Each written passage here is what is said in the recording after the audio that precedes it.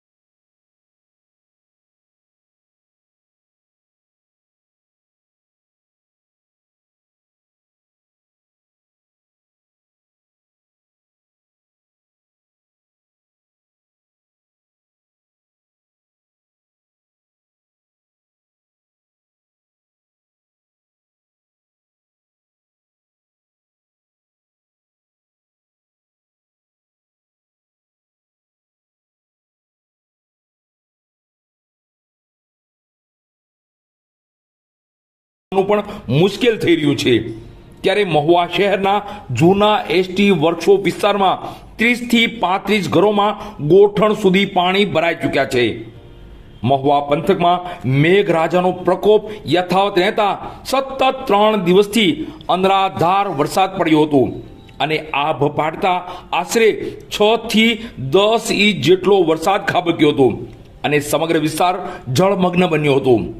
ઘરોમાં પણ પાણી ઘૂસી ગયા હતા અને ગોઠણ સમા પાણી ઘરોમાં ઘૂસ્યા હતા। નીચાણવાળા વિસ્તારો બેટમાં ફેરવાતા લોકોના ઘરવખરીનો સામાનને મોટું નુકસાન થયું હતું અને જનજીવન સંપૂર્ણપણે અસ્તવ્યસ્ત બન્યું હતું। ચારે તરફ જળ તાંડવ જોવા મળ્યું હતું। આસપાસના તમામ નાની મોટી નદીઓ અને નાળાઓ ભયજનક સપાટી વટાવીને ઓવરફ્લો થતા પૂર જેવી ભયાનક સ્થિતિ સર્જાઈ હતી। ગરીબ અને મધ્યમ વર્ગીય પરિવારોની હાલત કફોડી થઈ છે। ખાવા પીવાના ફાફા પડતા જનતામાં સરકાર અને તંત્ર સામે આક્રોશ જોવા મળી રહ્યો છે। અન્નદાતા અને ગરીબોની મુશ્કેલીના આ સમયમાં સરકાર તાત્કાલિક જાગે અને રેસ્ક્યુ કામગીરી સાથે આર્થિક સહાયનું પેકેજ જાહેર કરે તેવી ઉગ્ર લોક માંગ ઉઠવા પામી છે। આપણું નામ શું? ચંપાબેન રમેશભાઈ સોલંકી। શું કહેશો અત્યારે તમારા ઘરમાં પાણી? અમારા ઘરમાં પાણી 3 દીથી અંદર ને અંદર છે।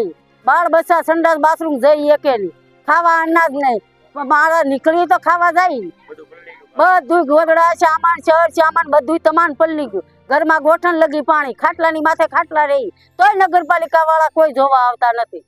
તો ઈ નગરપાલિકાના મત જોતા હોય તો જ ગરીબ માણસને ગોતે, નકર નથી ગોતે।